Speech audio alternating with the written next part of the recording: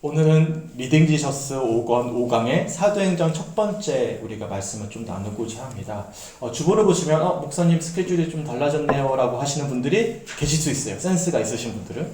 원래는 복음서 다들 센스가 있으시죠? 목사님 왜 갑자기 말씀을 바꾸셨어요? 라는 의문을 가질 수 있는데, 복음서 네 번째 내용을 제가 살펴봤더니 요한복음에 대한 말씀인데, 이번 주일날 나눴던 말씀의 내용을 대부분 담고 있고요.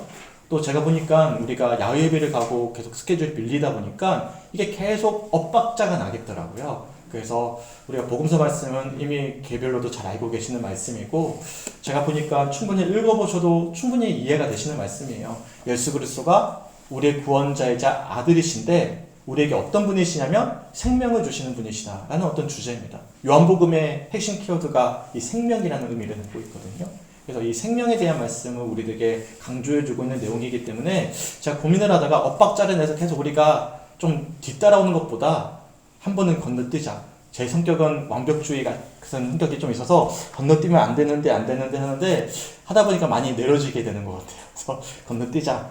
개별로 한번 읽어보십시오 라고 말씀을 드리고, 우리가 스케줄에 맞춰서 가야 되겠다라는 어떤 감동이 있어서 오늘 오후에 조금 스케줄 좀 달리 했습니다. 그래서 우리가 지금 월요일부터 사도행전 1장 말씀 읽고 묵상하기 시작하셨잖아요. 이게 2주 동안 이어지는데, 우리가 오늘은 사도행전 첫 번째 말씀, 다음 주 수요일날 두 번째 말씀하며 토요일날, 다음 주 토요일날 사도행전이 끝납니다. 이 스케줄에 맞춰서 함께 묵상하기 위해서 오늘 좀 스케줄을 달리해서 이 4강은요 개별로 꼭 읽어보세요. 어렵지 않아요. 읽어보시면 충분히 소화가 되실 말씀이고, 오늘은 사도행전 첫 번째 시간 우리가 함께 이 5강에 대한 내용을 가지고 함께 은혜를 나누도록 하겠습니다. 보시면 이 타이틀이 있죠. 우리 타이틀 한번 같이 한번 읽어볼까요? 시작. 오직 성령이 임하시면. 오직 성령이 임하시면이라는 주제를 가지고 우리가 사도행전 말씀의 전반적인 내용, 특별히 전반부에 있는 내용을 우리가 함께 살펴보는 시간을 가지고자 합니다. 이 책에서는 이 사도행전의 내용을 이 한 문장을 이렇게 간략하게 정의하고 있어요. 제가 한번 읽어드릴게요. 예수님 승천하신 후 하나님 나라가 확장되어 가는 이야기다 라고 정의를 하고 있습니다. 두 가지 의미가 있죠. 예수님이 승천하신 후예요. 예수님이 지금 이 땅에는 안 계시는 거예요. 그럼 누가 주인공이죠? 복음서는 예수님이 주인공이라면 사도행전은 누가 주인공이죠? 예수님의 제자들. 제자들을 통해서 일하시는 선생님이신데, 주인공은 일하는 당사자는 누구죠? 예수님 자신이 아니라 그것을 위임받은 제자들 이야기입니다. 그 제자들을 통해서 어떤 이야기들이 확장되어져 가냐면 바로 하나님 나라가 확장되어져 가는 이야기라고 이야기하고 있어요.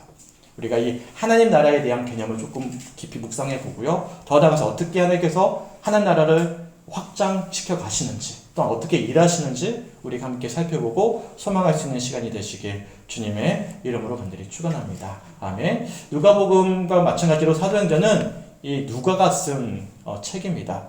제가 이미 누가복음 말씀을 나눌 때 새벽 기도의 시간에 소개해드렸잖아요. 누가복음이 1권이라면 사도행전은 2권입니다. 상하권이라고 보시면 돼요. 같이 쓰여진 책인데, 실제로도 이 누가복음의 이 저자가 쓰는 편지를 받는 1차 수신자를 이렇게 규정하고 있어요. 우선 누가복음 1장 3절에 보시면 우리가 이미 여러 번 살펴봤던 말씀인데 함께 읽어봤으면 좋겠습니다. 시작. 그 모든 일을 근원부터 자세히 미루어 살핀 나도 데오빌로 각하에게 차례대로 써보는 것이 좋은 줄 알았노니. 아멘. 이 누가복음 저자가 이 누가복음을 누구에게 1차적으로 쓰고 있는 거예요? 데오빌로 각하라는 당사자에게 쓰고 있는 편지임을 우리들이 알 수 있어요. 그런데 사도행전 1장 1절에 보시면 또 같은 이름이 반복이 되어져서 등장하고 있습니다. 사도행전 1장 1절 말씀도 한번 읽어볼까요? 시작. 데오빌로여, 내가 먼저 쓴 글에는 무릇 예수께서 행하시며 가르치시기를 시작하신부터. 아멘. 1장 1절에 먼저 어떻게 소개해주고 있냐면 내가 먼저 쓴 글이 있다라는 거예요. 이게 누가복음이에요. 이 누가복음은 예수께서 행하시고 가르치시는 말씀을 내가 썼다라고 이야기하면서 이 편지를 누구에게 쓰고 있냐면 데오빌로여, 데오빌로라는 어떤 특정한 인물에게 쓰고 있는 말씀임을 먼저 밝혀주고 있는 것입니다. 그러니까 누가복음은 또한 사도행전은 같은 누가가 쓴 편지이고, 또한 편지를 받는 당사자도 같은 사람인 거예요. 데오빌로. 제가 여러 번 데오빌로라는 이름의 뜻을 소개해드렸잖아요. 혹시 기억하십니까? 두 가지 헬라어의 합성어예요. 세우스, 하나님이라는 헬라어, 필로스, 친구, 뭐 수식하면 사랑하는 친구라고도 표현할 수 있는데 이 친구라는 이 필로스라는 단어의 합성어입니다.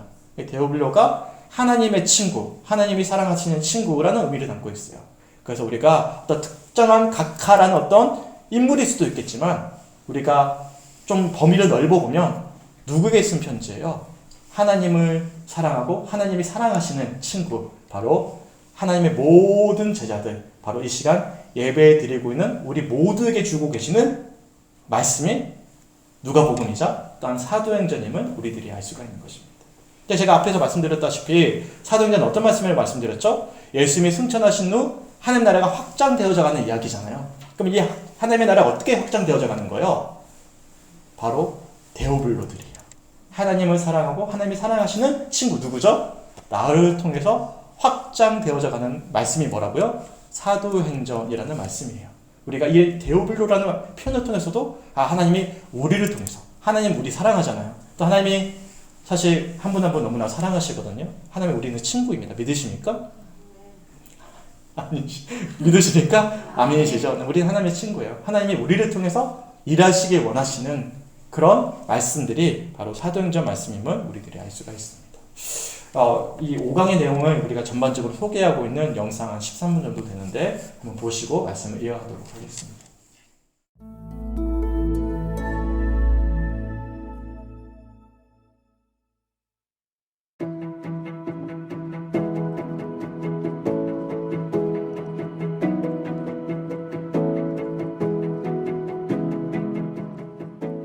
이번 영상은 리딩 지저스 5권의 5번째 수업으로 사도행전을 공부하는 첫 시간입니다.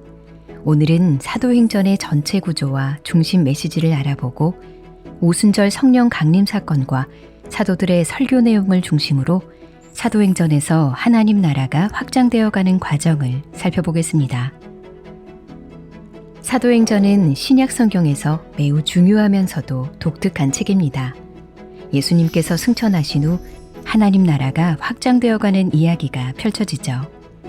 사도행전은 누가복음의 저자인 누가에 의해 기록되었습니다. 누가복음의 마지막 장에서 부활하신 예수님은 복음이 예루살렘에서 시작하여 모든 족속에게 전파될 것이라고 말씀하십니다. 우리는 이 말씀이 실현되는 모습을 사도행전에서 보게 됩니다. 지금부터 예수 그리스도의 복음이 점차 많은 이들에게 전해지는 사도행전의 이야기를 함께 살펴보도록 하겠습니다.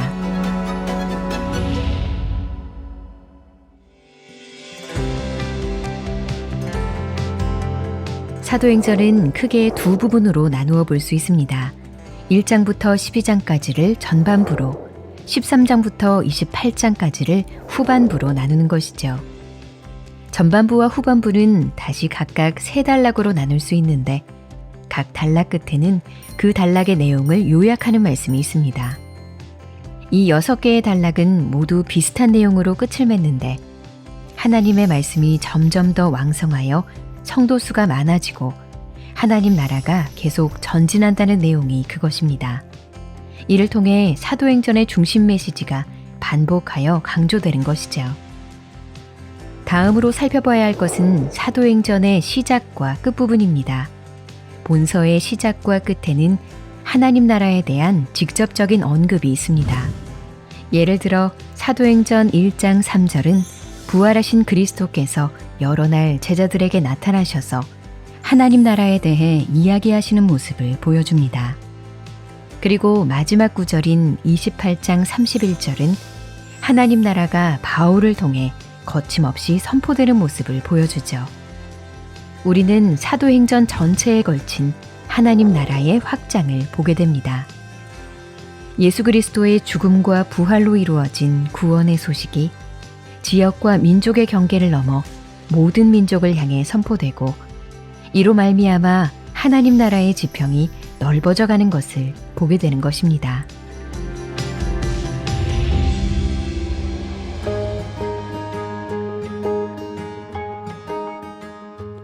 사도행전은 누가복음 마지막 부분에 그려진 예수님을 보여주며 시작합니다. 부활하신 예수님은 제자들에게 당신의 모습을 보이시고 제자들을 축복하십니다. 그리고 그들에게 하나님 아버지께서 약속하신 것, 곧 하늘로부터 임할 성령을 기다리라고 분명하게 말씀하십니다. 예루살렘을 떠나지 말고 내게서 들은 바 아버지께서 약속하신 것을 기다리라. 요한은 물로 세례를 베풀었으나 너희는 몇 날이 못되어 성령으로 세례를 받으리라. 승천하기 직전 예수님은 제자들에게 마지막 명령을 주십니다. 그 명령은 사도행전에서 가장 중요한 구절 중 하나인 1장 8절에 나타나 있습니다. 오직 성령이 너희에게 임하시면 너희가 권능을 받고 예루살렘과 온 유대와 사마리아와 땅끝까지 이르러 내 증인이 되리라 하시니라. 이 말씀은 사도행전에서 어떻게 복음이 전파되는지 그 윤곽을 보여줍니다. 먼저 성령이 임하셔서 하나님 나라의 메시지를 전파할 능력을 주시고, 성령의 능력을 입은 자들이 예루살렘을 거점으로 처음에는 유대인에게, 이어서 사마리아인처럼 유대인들로부터 버림받은 자들에게, 나아가 점차 예루살렘으로부터 지리적으로 먼 곳에 있는 자들에게 예수님을 증거하게 되는 것이죠. 하나님의 나라가 모든 민족에게 전파되는 이유는 부활하고 승천하신 예수님께서 온 땅과 만민을 다스리는 주가 되시기 때문입니다. 예수 그리스도의 권세가 제한이 없듯 그의 복음 또한 땅끝까지 이르게 하십니다.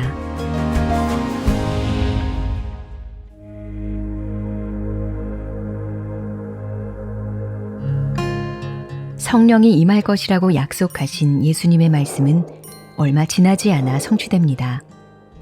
오순절날 제자들은 많은 사람들과 함께 예루살렘의 한 다락방에 모여 있었습니다.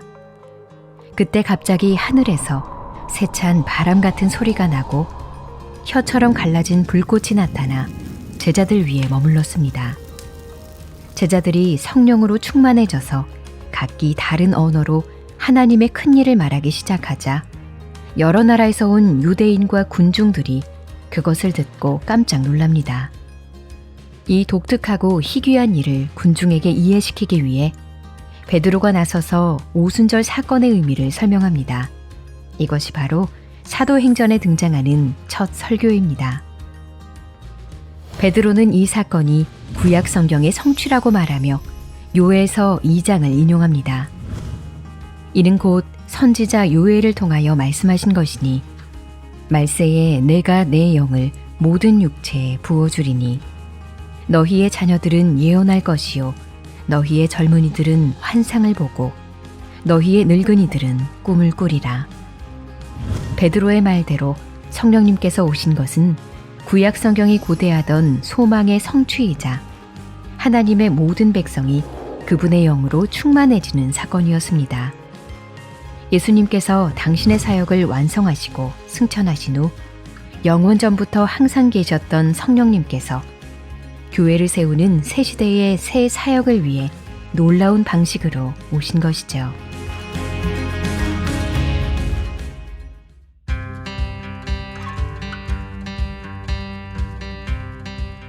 오순절 성령 강림 사건 이후 예수님의 제자들은 복음서에 나타나는 모습과 달리 권능 있고 담대하게 복음을 전파합니다. 이러한 모습은 여러 가지 이적으로도 나타납니다. 한 예로 베드로와 요한은 성전 문 앞에서 태어날 때부터 걷지 못해 그곳에서 구걸하는 사람을 만납니다. 그가 베드로와 요한에게 구걸하자 베드로는 이렇게 말합니다. 은과 금은 내게 없거니와 내게 있는 이것을 네게 주노니 나사렛 예수 그리스도의 이름으로 일어나 걸으라. 그리고 베드로가 그의 오른손을 잡아 일으키자 그는 발에 힘이 생겨 걷고 뛰며 하나님을 찬양합니다. 제자들의 담대함은 그들이 전한 설교에서도 잘 나타납니다.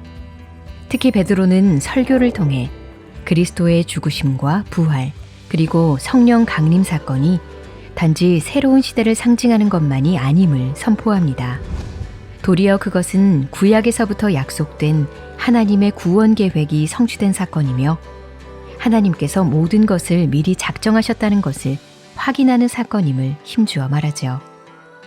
많은 사람들이 사도들을 따르자 대제사장들과 사두개인들은 예수의 이름으로 가르치는 것을 금하며 그들을 잡아다가 옥에 가둡니다. 그러나 주의 사자가 밤에 옥문을 열고 그들을 이끌어내지요. 스데반도 베드로와 마찬가지로 그의 설교에서 이스라엘의 역사를 되돌아보면서 성전과 우상 숭배를 연결지어 말하고 성전이 그 역할을 다하였음을 밝힙니다. 이를 용납할 수 없었던 사람들은 스데반을 돌로 쳤습니다. 하지만 스데반은 하늘을 우러러보고 부활하고 승천하신 예수님이 그곳에 서 계신 것을 보았습니다. 예수님은 그분의 이름을 위하여 능욕을 받는 스데반의 편에 선 증인이신 것이죠.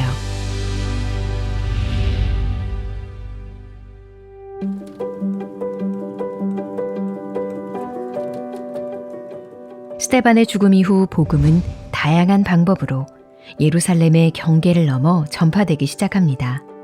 먼저 사도행전 8장은 사마리아인들에게 복음이 전파되는 모습을 보여줍니다. 빌립이 사마리아 성에 내려가 그리스도를 전하고 표적을 일으키자 많은 사람들이 빌립의 말을 믿고 세례를 받습니다. 이에 베드로와 요한도 사마리아로 내려가서 사마리아인들이 성령 받기를 기도하자 마침내 그들도 성령을 받게 됩니다. 성령의 역사를 통해 사마리아인들이 하나님 나라의 공동체로 들어온 것이죠. 또한 사도행전 8장에는 빌립에게 성경을 가르침받는 에티오피아 내시의 이야기도 등장합니다. 고난받는 종에 대한 말씀인 이사야 53장을 읽고 있던 내시에게 빌립은 그 내용이 가리키는 예수를 가르치며 복음을 전합니다. 내시는 복음을 듣고 세례를 받아 하나님의 백성 안으로 들어오게 되지요.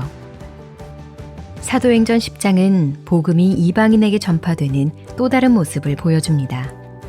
하나님께서는 로마 군대 지휘관인 고넬료의 집으로 베드로를 보내셔서 예수 그리스도의 죽음과 부활을 가르치게 하십니다. 그리고 그를 믿는 사람들이 다 예수의 이름에 힘입어 죄사함을 받는다는 것을 전하게 하시지요. 베드로가 설교할 때에 성령님이 말씀을 듣는 모든 사람에게 내려오셔서 이방인들에게도 성령을 충만하게 부어주십니다.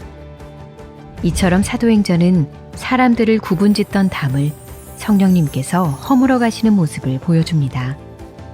예수님께서 만유의 주님이시기 때문에 지역과 신분의 경계는 복음 안에서 사라지고 유일하신 왕 예수 그리스도를 섬기는 자들로 하나 되어 갑니다.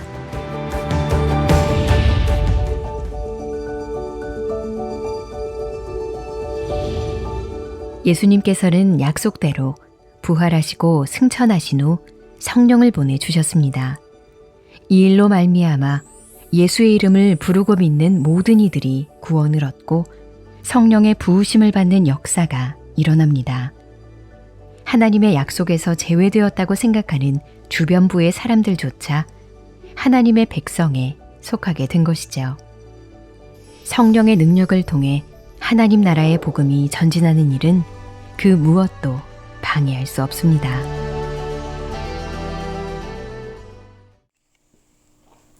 네, 첫 번째 이제 사도행전 내용을 잘 정리하고 있는 이 5강의 내용을 우리가 영상으로 좀 살펴보았습니다. 자세한 내용은 책을 한번 다 읽어보시면 영상의 내용을 다시 한 번 더 우리가 복습해 보실 수 있고요. 오늘 이 시간에는 이 내용 전체를 다 나누진 않을 거예요. 제가 보니까 이거 다 나누기 시작하면 제가 이제 지금까지 시행착오를 해온 거죠. 너무 길어지기 때문에 제게 은혜가 됐던 부분들, 우리 성도들과 꼭 나누고 싶은 내용들을 좀 다시 한 번 더 제가 재정리를 해서 오늘 이 시간 좀 나누고자 합니다.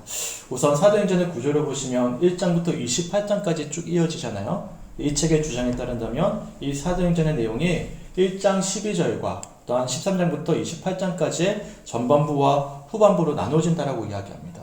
이보다 더 중요한 것은 이 전반부가 3개의 내용으로 나눠지고 또한 후반부도 3개의 내용으로 나눠지는데 이 나누어지는 각각의 내용의 마지막 말씀은 공통된 주제를 가지고 있다라고 이야기를 해요.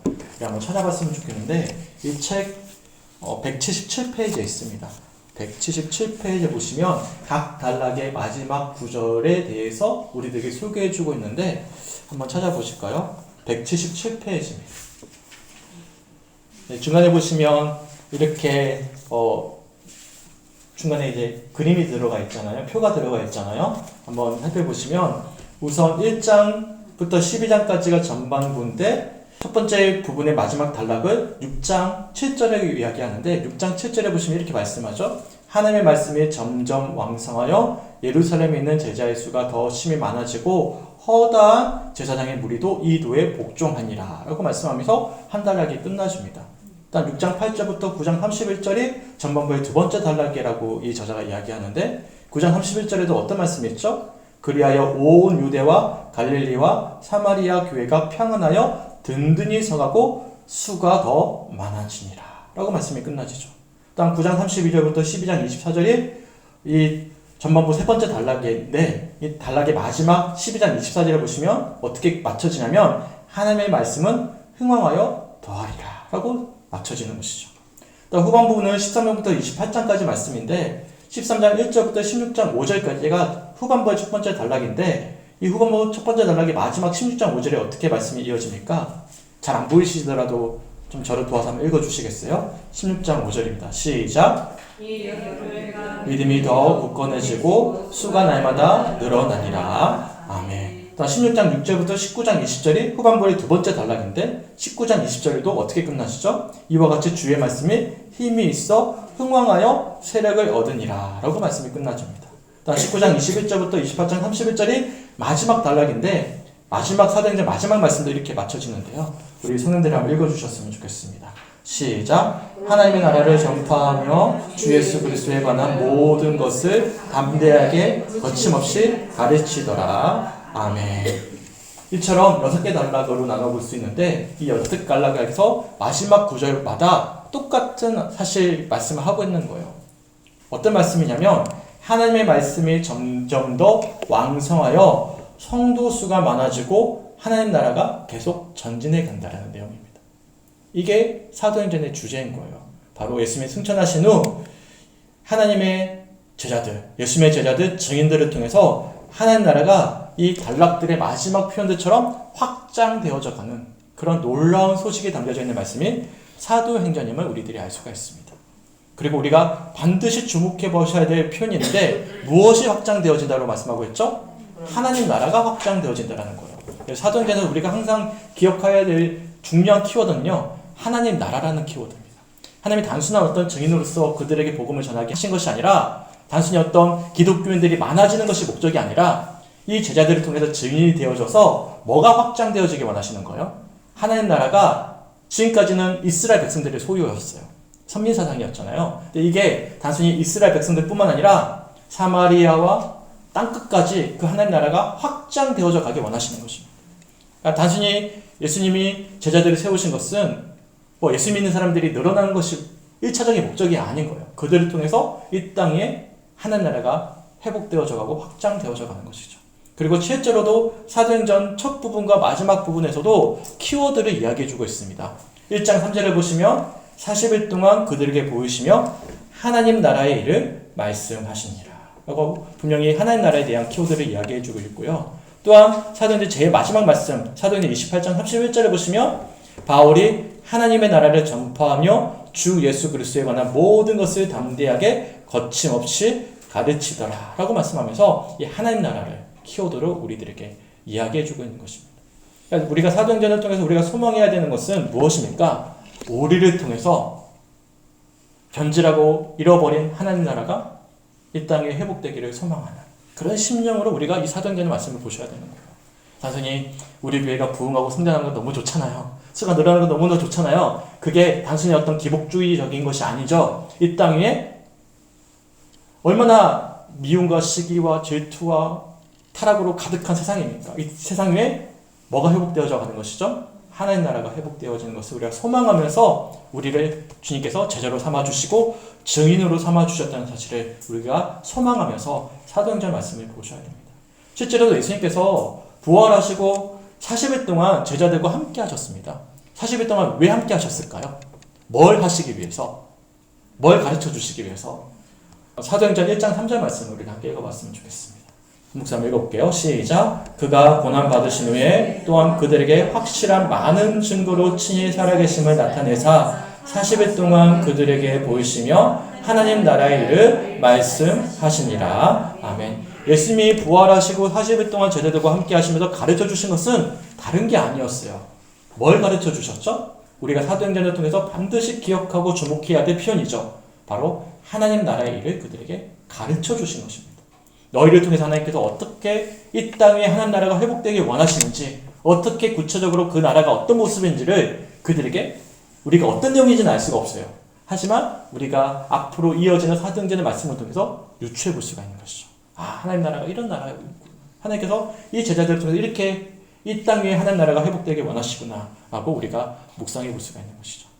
그래서 사도행전의 말씀에서 우리가 반드시 기억해야 될 것은 또 하나님께서 우리를 통해서 어떤 것을 회복되길 원하시냐면 바로 이 하나님 나라라는 키워드입니다.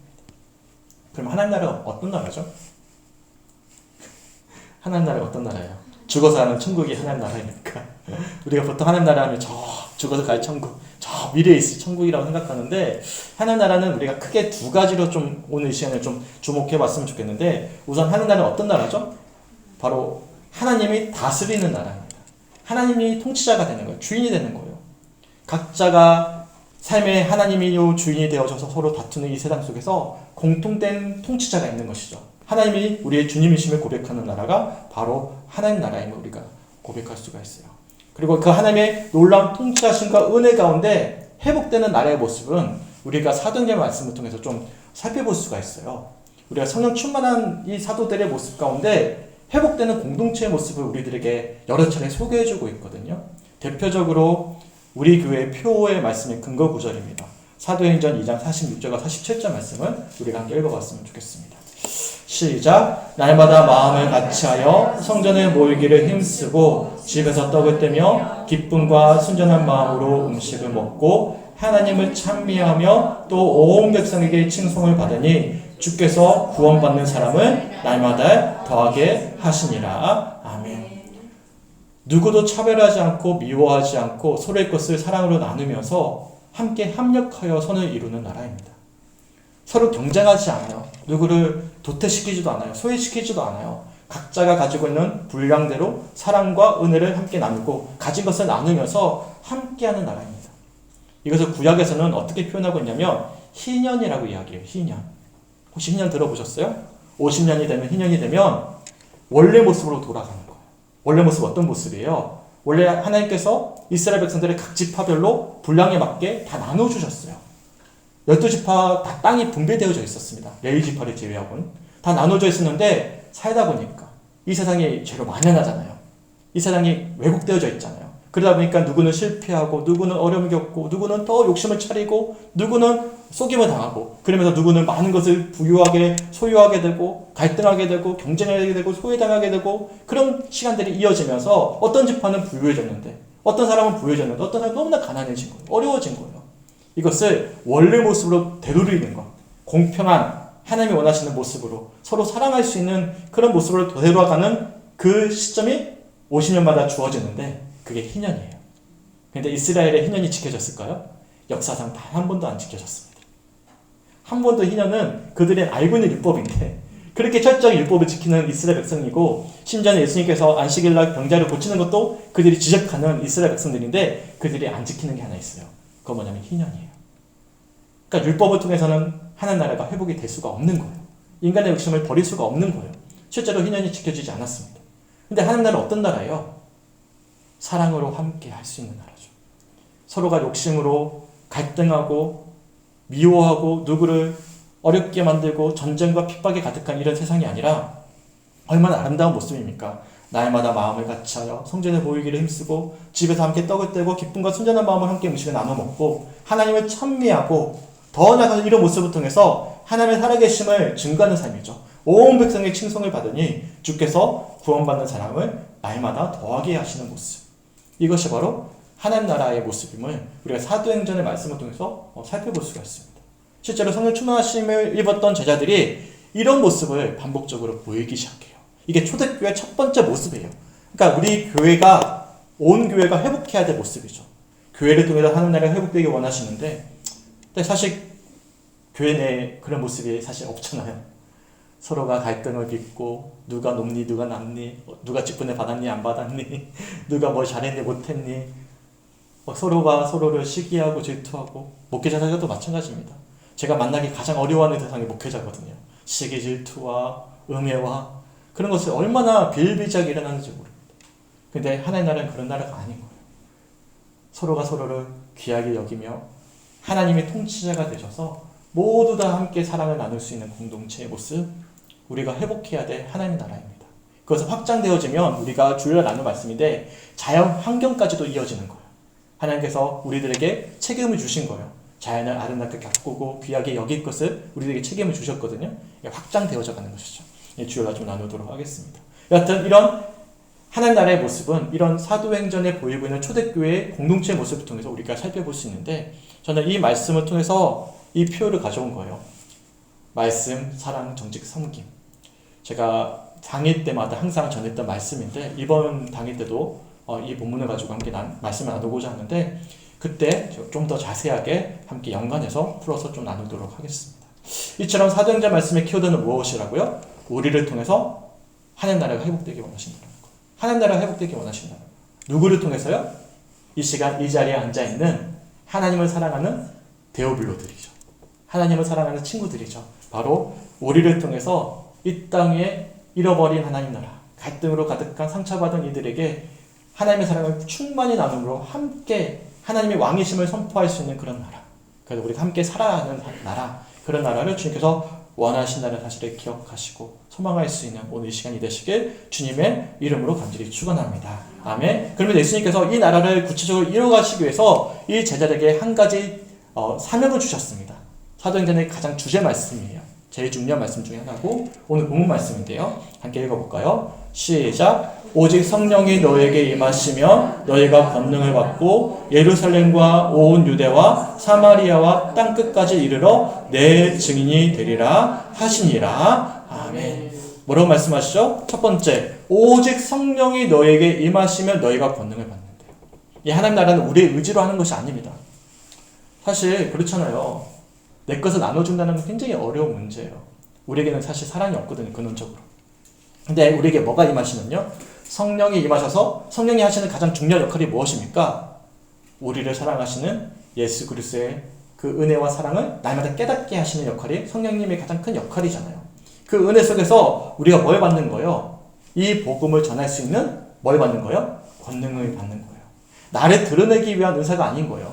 우리가 성령의 은사, 권능이라고 이야기하면 뭐 예언의 은사, 심리의 은사, 어떤 방언의 은사, 통역의 은사, 뭐 여러 가지 등등등등의 은사들이 있잖아요. 근데 은사는 우리의 소유가 아니죠. 이것을 통해서 뭘 회복되길 원하시는 거예요. 예수 그리스도의 사랑이 증거되어지고 그들을 주님의 자리로 세워서 뭘 확장시키기 원하시는 거예요. 이 땅에 하나님이 원하시는 하나님 나라가 회복되길 원하시는 거예요.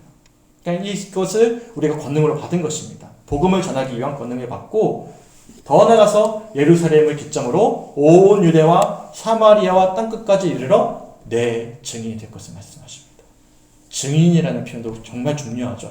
바로 증인, 바로 예수를 만난 우리들을 통해서 이 성령이 충만하심의 권능을 힘입어서 땅끝까지 이르러 하나님 나라의 회복을 또한 복음을 전할 사명들이 오늘 예배드리고 있는 우리 모두에게 주어지고 있다는 사실을 기억할 수 있는 우리 사랑하는 성주교회 성도들이 되시길 주님의 이름으로 간절히 축원합니다. 아멘. 그래서 이 제자들이 이 말씀을 붙잡고 어떻게 하죠? 2장 1절에 보시면 다 함께 모여서 우리가 흔히 다 알고 있는 120명의 제자들과 무리들이 함께 마가의 다락방에 모여서 간절히 뭘 기다립니까? 성령을 기다립니다. 성령 충만하시면 간절히 기다려요. 그리고 실제로도 불의 엿처럼 그들 위에 뭐가 임한 거예요? 성령이 막 강력하게 임한 것입니다. 강력하게 임하면서 그들이 다양한 언어로 고백하기 시작해요. 다양한 언어로 고백하기 시작해요. 굉장히 중요한 표현입니다. 이 언어라는 것이 처음에는 하나였거든요. 근데 이 언어가 어떻게 됐죠? 다 나누어졌어요. 이 사건이 창세기 10장에 있는 바벨탑 사건이죠. 이 내용에 대해서 이 책에는 이렇게 소개해주고 있는지 잠깐 찾아볼까요? 183페이지 한번 살펴보시겠습니다. 183페이지 제 밑에 줄입니다. 밑에서 네 번째 줄에 보시면 이렇게 문장이 이어지는 183페이지입니다. 제가 한번 쭉 읽어볼게요. 밑에서 네 번째입니다. 바벨탑의 저주 또한 극복되었습니다. 창세기 10장에서 11장에 나타난 불순종으로 인해 언어의 혼란이 생겼지만 오순절 사건, 이 성령 충만하심의 사건으로 인해 이 언어들이 축복의 언어로 사용됩니다. 이제 이 언어들은 하나님의 백성을 하나로 연합하는 데 사용되고 모든 이에게 복음을 전하는 데 사용됩니다. 우리는 이 오순절 사건을 통해 하나님의 백성을 연합하시고 분열과 불일치를 극복하시는 성령님을 보아야 합니다. 그러니까 제자에게 주신 놀라운 은사는 무엇입니까? 방언은 은사인데 이 방언은 모두 다 누구를 찬양하는 언어입니까? 누구를 증거하는 언어입니까? 지금까지는 언어가 다 이 바벨탑 사건 때문에 나누어지고 서로 죽이고 갈등하고 경쟁하는 데 사용되었던 언어들이거든요. 심지어는 부부 사이도 그렇잖아요. 신방에 보면 대부분 남편과 아내로부터 말로 받는 상처가 얼마나 심한지 모릅니다. 교회도 마찬가지예요. 목회자의 말에 상처받고 성도들의 말에 저도 상처받고 이런 시간들이 얼마나 비일비재하게 일어나는지 몰라요. 근데 우리가 성령으로 충만하면 누구만을 찬양하고 또한 소망하고 증거하게 되는 것이죠. 언어는 다르지만 하나로 합쳐진 영적으로 뭐죠? 예수 그리스도를 전하는 언어로 연합되어지는 거예요. 그리고 그 사랑의 언어로 뭐가 회복되어지는 것이죠? 하나님 나라가 증거되어지고 회복되어지는 것입니다. 그래서 저는 그렇게 생각해요. 우리가 은혜 받은 증거의 첫 번째 변화의 증거는 무엇이죠? 이 말부터 달라지는 것이죠. 말의 언어부터 달라지는 거예요. 그게 점진적일 수 있어요. 성화의 과정은 점진적이기 때문에. 그리고 총량은 다를 수 있어요. 하지만 분명한 사실은 예수를 믿고 나서 전과 이후에 이 언어의 표현이 달라지는 거예요. 표현의 어떤 목적도 달라지는 것이고. 소망하기는 우리 입술을 통해서 예수 그리스도를 증거하고 또한 가정과 교회와 지역사회가 이 하나님 나라로 회복되어져 가기를 귀하게 쓰임받는 우리 모든 예수님의 증인들이 되시길 주님의 이름으로 간절히 축원합니다. 아멘. 이처럼 언어가 변화된 제자들이 첫 번째로 보인 모습은 무엇입니까? 다른 모습이 아니에요. 말을 하기 시작합니다. 다른 말이 아니었어요. 바로 예수 그리스도를 증거하기 시작합니다. 이 베드로가 우선 이 복음을 전가하기 시작하죠. 이 증거의 내용을 보시면 첫 번째 설교의 내용은 요엘서 말씀을 인용합니다. 사도행전 2장 17절 유명한 말씀인데 우리가 함께 읽어봤으면 좋겠습니다. 시작. 하나님이 말씀하시기를 말세에 내가 내 영을 모든 육체에 부어주리니 너희의 자녀들은 예언할 것이요 너희의 젊은이들은 환상을 보고 너희의 늙은이들은 꿈을 꾸리라. 아멘. 여기서 주목해 보셔야 될 정말 중요한 표현이 있어요. 우리가 보통은 예언, 환상, 꿈에 포커스를 맞추는데 그보다 우선 포커스를 맞춰야 되는 표현이 있는데 무엇입니까? 내가 내 영을 누구에게? 모든 육체에 부어주신다는 거예요. 지금까지는 베드로 입장에서 본다면 나중에도 여전히 그게 관념이 남아있어서 고넬료 사건 때 끝까지 유대인만 구원받을 수 있다는 신념이 있었거든요. 근데 그 입술에서 뭐가 나오고 있는 거예요? 유대인들이 아닌 거예요. 모든 육체에게, 모든 사람들에게 내가 내 영을 부어주겠다라고 이야기합니다. 그리고 그 부어주는 그 성령의 은혜 가운데 너희의 자녀들은 예언할 것이고 너희의 젊은이들은 환상을 보고 너희의 늙은이들은 꿈을 꿀 것이다 라고 이야기합니다. 예언과 환상과 꿈은 사실은 표현이 다를 뿐이지 같은 의미입니다. 소망하게 되는 거예요. 뭘 소망하는 거예요? 예수 그리스도의 오심을 이 땅에 하나님 나라가 회복되기를 우리가 꿈꾸는 거예요. 소망하는 거예요. 열망이 생기는 거예요. 내가 증인이 되어져서 주님께서 나를 통해서 이 땅에 어떻게 하나님 나라를 회복해 하실지 어떻게 연합하게 하실지 사랑하게 하실지 어떻게 귀하게 여기게 하실지 한 영혼을 살리게 하실지 우리가 소망을 가지게 된다는 사실이죠. 소망하기는 오늘 주시는 이 말씀을 통해서 우리 모두 다 그런 증인으로서 성령 충만하신 은혜 가운데 거할 수 있고 또한 이런 꿈과 예언과 환상을 받고 열망할 수 있고 갈망할 수 있는 우리 모든 성축교회 성도들이 되시길 주님의 이름으로 간절히 축원합니다. 아멘. 이처럼 이 제자들이 첫 번째로 말이 변화됐으니까 이 설교하기 시작해요. 복음을 전하기 시작합니다. 더 나아가서 이 말씀에 증명이 되어줘야 되니까 뭐가 일어나죠? 권능이 일어나요. 실제로 말씀의 권능이 일어나서 필요한 이들의 것을 채워주기 시작합니다. 안진뱅이를 일으키는 사건이 대표적이죠. 이 사건에 우리가 주목해봐야 될 정말 중요한 표현 하나가 있는데 사도행전 3장 6절 말씀입니다. 우리 함께 읽어봤으면 좋겠어요. 시작. 베드로가 이르되 은과 금은 내게 없거니와 내게 있는 이것을 내게 주노니 나사렛 예수 그리스도의 이름으로 일어나 걸으라 하고. 아멘. 이 내용 이미 다 알고 계시니까 생략할게요. 이 안전뱅이가 무엇인가 한 푼이라도 더 얻고 싶은 마음으로 베드로와 요한을 주목하거든요. 근데 베드로와 요한에게는 안타깝지만 줄 것이 없어요. 은과금이 없는 거예요. 하지만 그들에게 뭐가 있는 거예요? 예수 그리스도가 있는 거예요. 이 표현을 잘 보셔야 됩니다. 내게 있는 이것을 내게 준대요. 내게 있는 것을 준대요. 뭐가 있는 거예요? 그들에게 예수 그리스도가 있는 거예요. 나사렛 예수 그리스도의 이름으로 일어나 걸어라 라고 선포합니다. 이게 증인입니다. 증인은 그 안에 뭐가 있는 거예요? 예수 그리스도가 있는 것입니다. 성령 충만하신 은혜 가운데 예수님이 날마다 증거되고 있는 것입니다. 소망하기는 우리 모든 성육교회 성도들의 심령 가운데 예수 그리스도가 살아계시는 분으로 고백되어지길 간절히 소망합니다. 과거의 주님, 미래에 만날 주님이 아니라 이 시간에도 날마다 함께하고 계시는 주님. 성령님께서 충만케 하셔서 그 성령의 인도하신 가운데 그 예수님을 날마다 고백하며 감당할 수 없는 그 은혜와 사랑 속에서 우리의 말을 통해서, 우리의 권능을 통해서, 우리의 헌신을 통해서 우리의 가정이 회복되어지고 우리 교회가 회복되어지고 하나님 나라가 확장되어져가는 놀라운 은혜를 앞으로 하나님께서 우리를 통해 어떻게 일하실지 우리가 꿈과 예언과 환상을 통해서 소망할 수 있는, 기대할 수 있는 우리 모두가 되었으면 좋겠어요. 아멘. 그러면서 이게 확장되어져 가기 시작해요. 오늘 새벽 말씀이잖아요. 7명의 집사가 세워집니다. 이 집사들을 통해서 이것이 확장되어지기 시작하죠. 첫 번째로는 스데반 집사를 통해서 누가 먼저 도전을 받습니까? 유대인들이 먼저 도전을 받아요. 제가 생략을 했지만 이 스데반 집사의 이 순교 장면에 누가 있었습니까? 사울이라는 청년이 있었어요. 이것은 우리가 앞으로 좀 살펴볼 내용입니다. 그러니까 유대인들의 변화가 일어나기 시작해요. 더 나아가서 빌립 집사가 누구를 찾아갑니까? 어디를 찾아갑니까? 사마리아 땅을 찾아갑니다. 사실상 버림받은 땅이죠.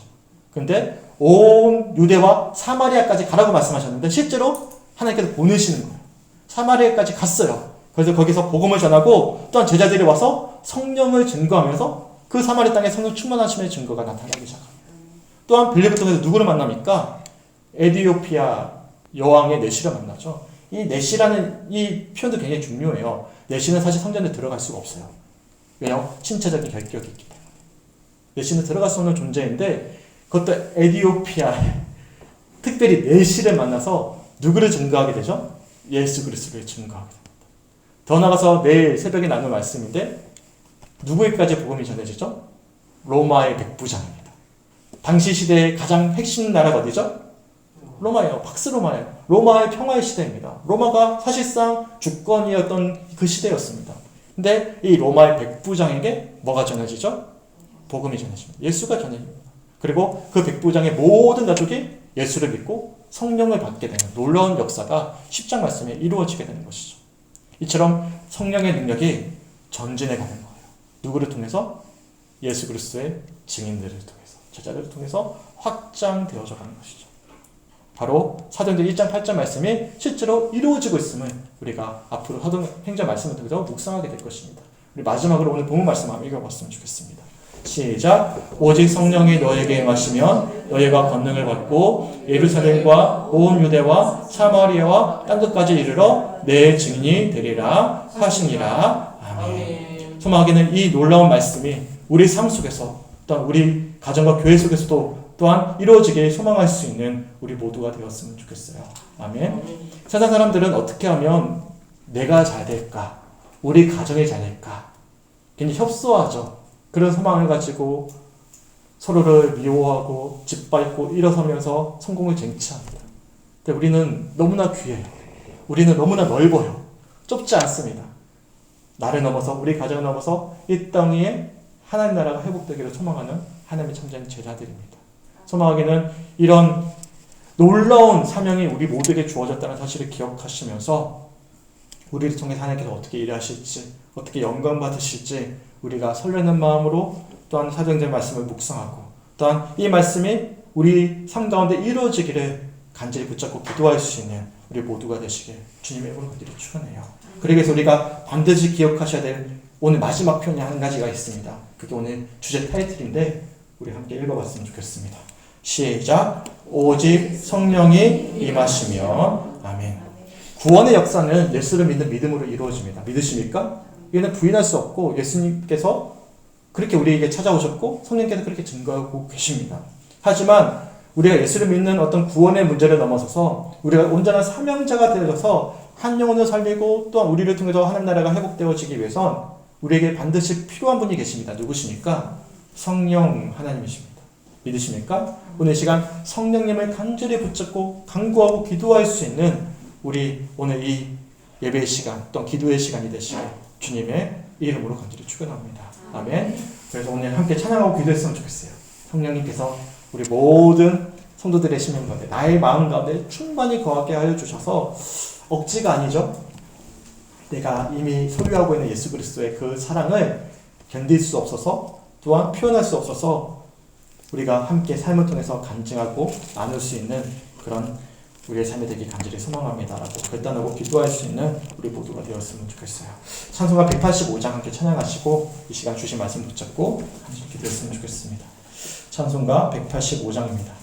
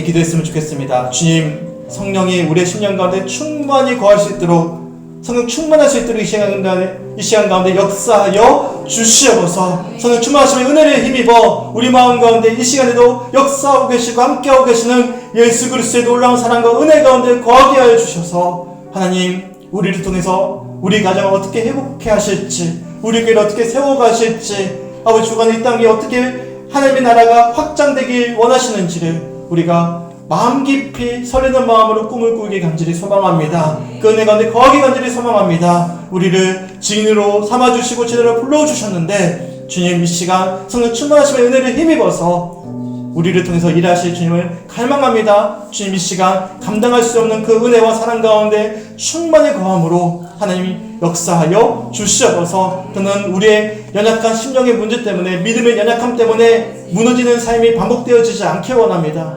이제는 우리의 삶이 더욱더 성령 충만하심의 은혜를 힘입어서 복음을 전하고 권능이 일어나고 주님의 살아계심을 간증할 수 있는, 그렇게 주께 귀하게 쓰임받는 남은 생애가 되길 간절히 소망합니다. 주님의 일하심을 우리가 함께 목격하면서 이 땅에 하나님 나라가 우리 가정과 교회부터 어떻게 일어나고 있는지를 우리가 목격하기 간절히 소망합니다. 주님 역사해 주시고, 그러기 위해서 우리가 간절히 사모하오니 성령 충만케 하여 주시옵소서. 함께 기도해 주셨으면 좋겠어요. 두 번째 기도 제목은 요즘에 주시는 감동인데, 우리가 생각하는 것보다 우리 주님은 훨씬 더 위대하십니다. 믿으십니까?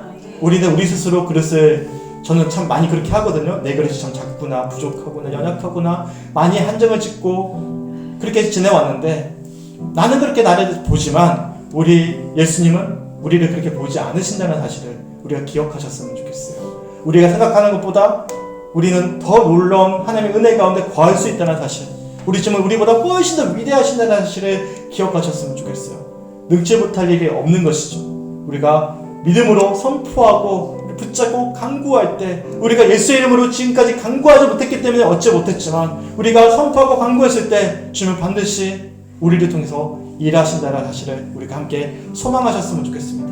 제한하지 말고, 우리의 연약함을 주목하지 말고, 우리 예수님을 주목하면서 간절히 부르짖고 기도함으로 우리의 살아계심을, 우리 예수님의 살아계심을 우리 삶을 통해서 간절하게 간절히 소망한다라고 고백할 수 있는 우리 모두가 되었으면 좋겠습니다. 마지막으로 우리 교회를 위해서 기도해 주시고, 또한 이 성주 땅을 위해서 기도해 주시고, 우리 나라를 위해서 기도해 주시고, 지금도 아버지 전쟁이 벌어지고 있는 수많은 전 세계의 아버지 아픔이 겪고 있는 이들을 주목하면서 우리가 중보하며 또한 자유롭게 기도하시다가 우리가 돌아가도록 하겠습니다. 우리 주여 세 번 외치고 간절히 기도하시고 우리 돌아가겠습니다. 주여!